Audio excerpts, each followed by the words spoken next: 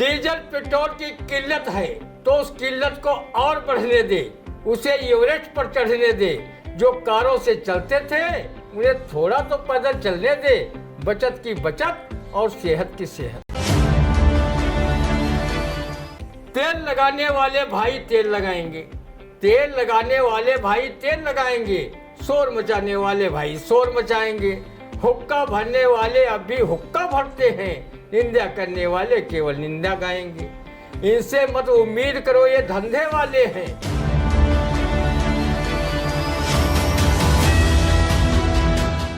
नमस्कार, स्वागत है आप सभी का आई इंडिया के खास कार्यक्रम रंदा में। खबरों पर रंदा चलाने के लिए आई इंडिया के स्टूडियो में मौजूद है वरिष्ठ पत्रकार, कवि एवं रंगकर्मी ज्ञान प्रकाश सिंह प्रतीक जी। तो प्रतीक जी, आपका बहुत बहुत स्वागत है आई इंडिया के स्टूडियो में।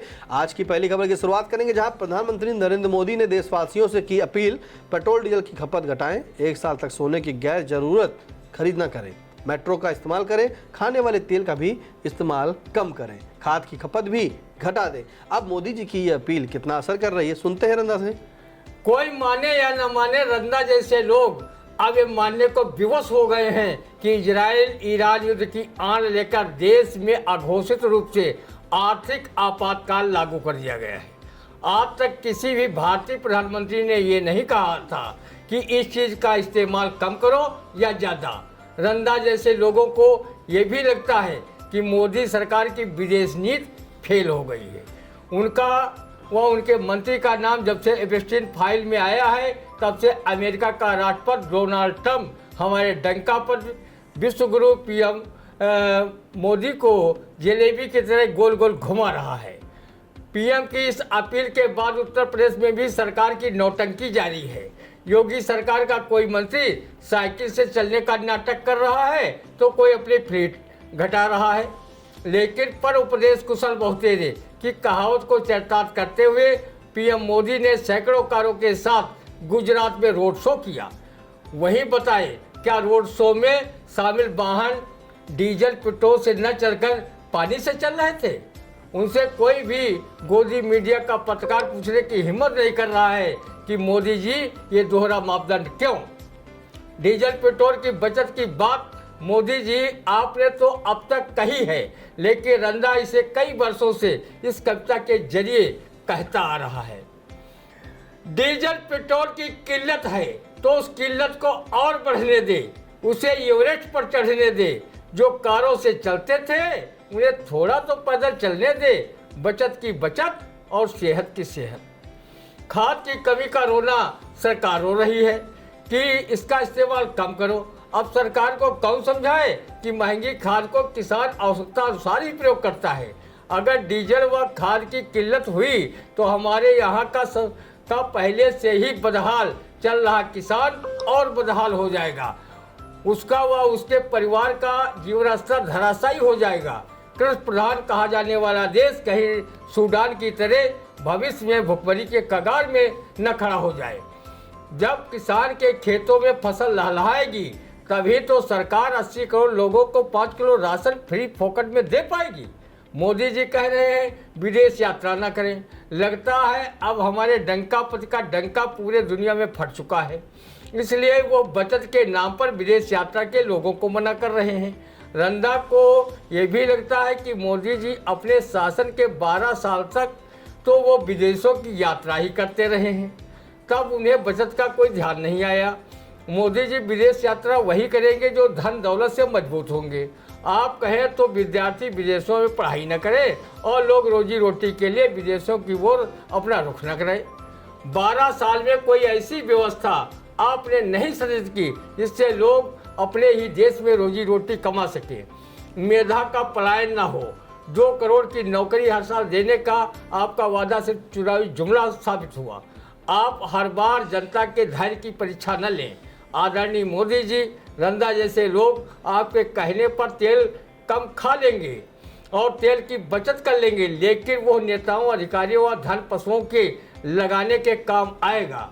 आजकल तेल खाने से ज़्यादा लोग लगाने में खर्च कर रहे हैं। अगर ऐसा न होता तो कब अरविंद मिश्र को तेल लगाने वालों के लिए ये कविता क्यों लिखनी पड़ती? तेल लगाने वाले भाई तेल लगाएंगे, तेल लगाने वाले भाई तेल लगाएंगे। शोर मचाने वाले भाई शोर मचाएंगे, हुक्का भरने वाले अब भी हुक्का भरते हैं, निंदा करने वाले केवल निंदा गाएंगे। इनसे मत उम्मीद करो, ये धंधे वाले हैं, बिन कंधे के लोग यही हैं, अंधे वाले हैं। इनकी रोटी सिकती है जब चिता जल रही हो, इनकी छलबल नीति देखकर धरा जल रही हो। इनके पीछे भागोगे तो मिटना ही मिटना, सत्य अहिंसा परोपकार को पिटना ही पिटना। ये तो है युग के कलंक, धोना होगा इनको, अगर चूक कर दी तो रोना होगा हम सबको। आदरणीय मोदी जी अडानी सेठ को बचाने व उसे मालामाल बनाने के चक्कर में अमेरिकी राष्ट्रपति डोनाल्ड ट्रंप के आज्ञाकारी शिष्य जैसे बनकर रह गए हैं, जबकि वो हमारे देश की सफलता की बार बार खिल्ली उड़ा रहा है। आप ईरान इजराइल युद्ध के दौरान आप इजराइल के पक्ष में जाकर खड़े हो गए, जिसका दुष्परिणाम आज हमारा देश भोगने को मजबूर है। आप सोने की खरीद फरोख्त पर रोक लगा रहे हैं। क्या मोदी जी शादी विवाह में लोग अपनी लड़की को कोई एक आभूषण भी खरीद कर नहीं दे सकते? आपने लोकसभा चुनाव में कहा था अगर विपक्षी जीते तो वो मंगलसूत्र चुरवा लेंगे, लेकिन आपकी नीतियों ने तो आप आभूषण खरीदने पर रोक लगाकर लगता है सभी जेवर चुरवा लिए गए हैं। मोदी जी आपकी उक्त अपील के बाद कल बीपी अग्निहोत्री को ये पंक्तियां कहनी पड़ रही हैं। झाल मुड़ी को बेचकर खूब कमाओ दाम, झाल मुड़ी को बेचकर खूब कमाओ दाम, और पैसा आसन पर बैठकर जपिए जय श्री राम। जाने वाला है कहीं अपना सोना यार, इसीलिए मत कीजिए सोने की दरकार। तेल न खाओ तेल में बहुत बड़ी है शक्ति, इससे बढ़कर है नहीं कहीं देश में भक्ति। आना जाना कहीं भी बिल्कुल कर दो बंद, बचत करो पेट्रोल की गाओ मनहर छंद। माना माने आपके हमने सब आदेश, माना माने आपके हमने सब आदेश, ऐसा कुछ करिए अब बचा रहे ये देश, बचा रहे। बिल्कुल सही कहा। आना जाना कहीं भी बिल्कुल कर दो बंद, बचत करो पेट्रोल की गाओ मनहर छंद। माना माने आपके हमने सब आदेश, ऐसा कुछ करिए अब बचा रहे ये देश, अब बचा रहे ये देश। जिस तरह से प्रधानमंत्री नरेंद्र मोदी के द्वारा यह अपील की गई है कि आप सोना एक साल ना खरीदें, आप पेट्रोल जो वाहन चल रहे हैं जितने पेट्रोल डीजल से वाहन कम चलाइए, साथ में जो घर में चिकनाई खा रहे तेल उसका उपयोग कम करिए। तो वैसे ही आदमी महंगाई में सब कुछ कम कम कर रहा था, अब बिल्कुल कम कर दे तो उसे जीने तो दीजिए। फिलहाल अगली खबर, पूर्व विधायक विजय मिश्रा समेत 4 को आजीवन कारावास। चर्चित कचहरी हत्याकांड में 46 साल बाद मिला इंसाफ। अब इस इंसाफ पर क्या कहेगा रंदा, सुनते हैं। किसी ने सच ही कहा है कि पापों का वृक्ष फूलता पर फलता नहीं है, भगवान के घर देर है अंधेर नहीं है। भदोही के ज्ञानपुर विधानसभा क्षेत्र से विधायक रहे विजय मिश्रा व उनके साथी संत राम बलराम व जीत नारायण को एमपी एमएलए कोर्ट के विशेष न्यायाधीश योगेश कुमार तृतीय की अदालत ने आजीवन कारावास व सभी पर 1-1 लाख रुपए के अर्थदंड की सजा सुनाई है। रंदा अदालत के इस फैसले का तहे दिल से स्वागत करता है तथा इस मुकदमे की पैरवी करने वाले पुलिस व अभियोजन पक्ष को भी बधाई देता है, जिन्होंने इन हत्यारोपियों के विरुद्ध मजबूत साक्ष्य अदालत में प्रस्तुत कर सजा दिलवाने का काम किया।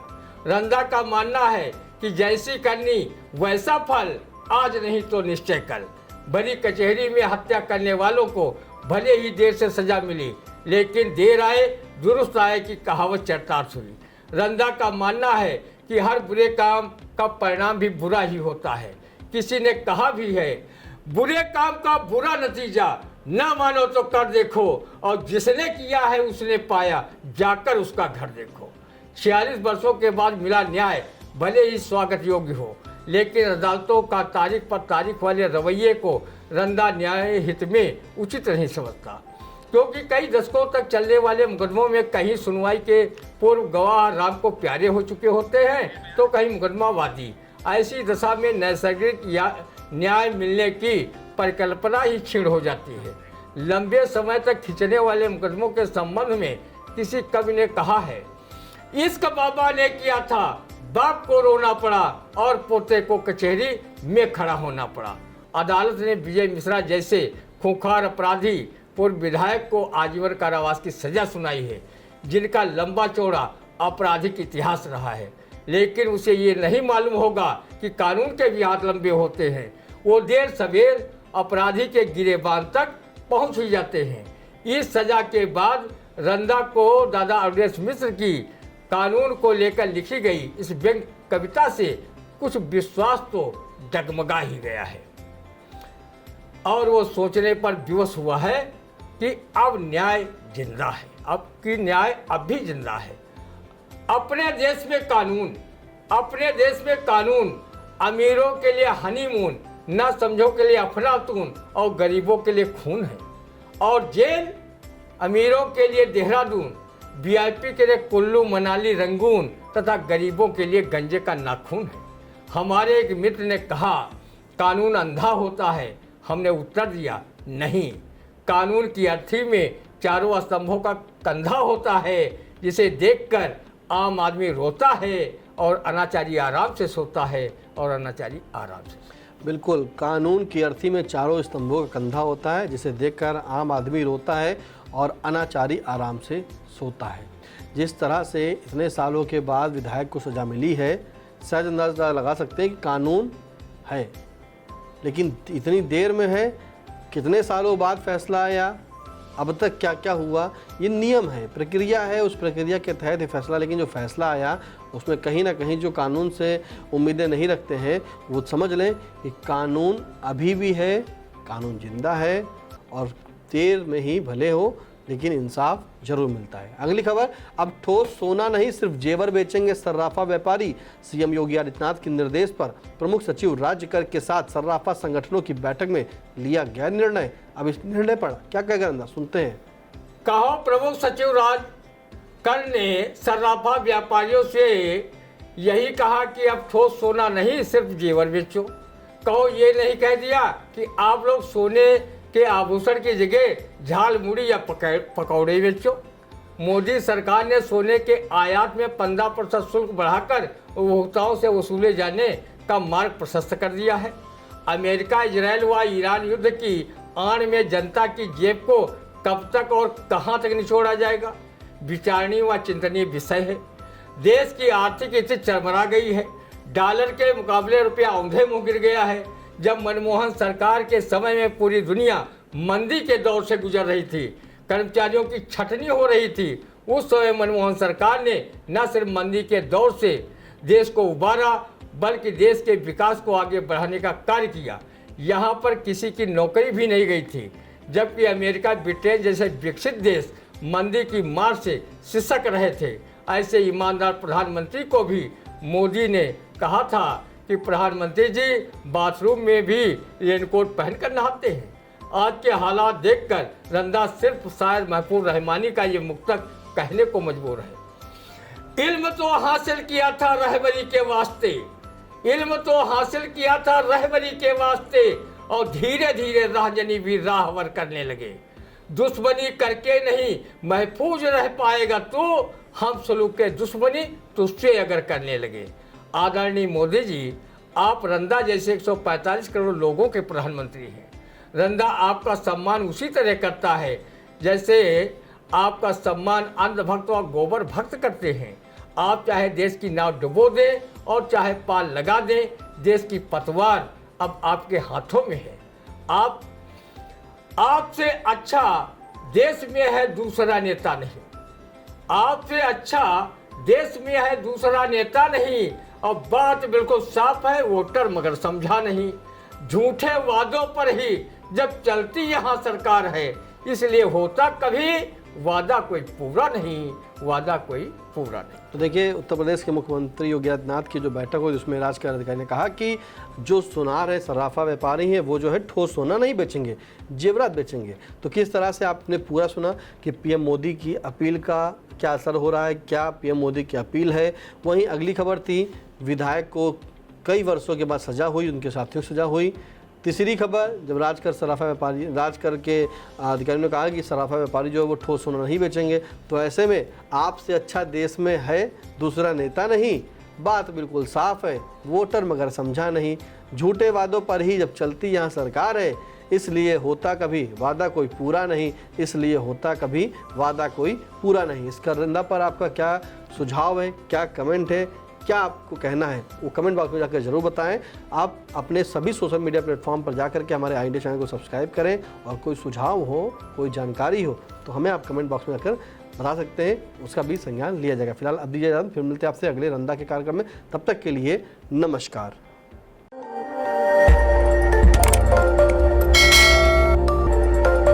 खबर आपकी, नजर हमारी। देखते रहिए आई इंडिया।